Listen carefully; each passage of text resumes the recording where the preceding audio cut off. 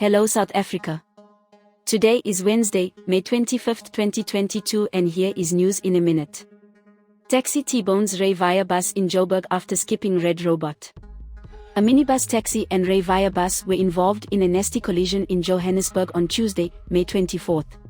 Traffic camera footage of the crash shows that the smaller vehicle ran through a red robot. The bus was traveling along Miriam Makeba Street while the taxi was heading towards it on Marshall Street. In a video clip of the crash, the minibus taxi driver can be seen skipping the red traffic light just as the bus passes through the intersection of the two streets. Fortunately, neither vehicle was carrying passengers.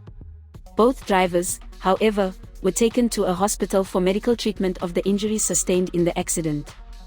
According to an IOL report, Johannesburg Metro Police Department, JMPD, members helped the bus driver exit his vehicle.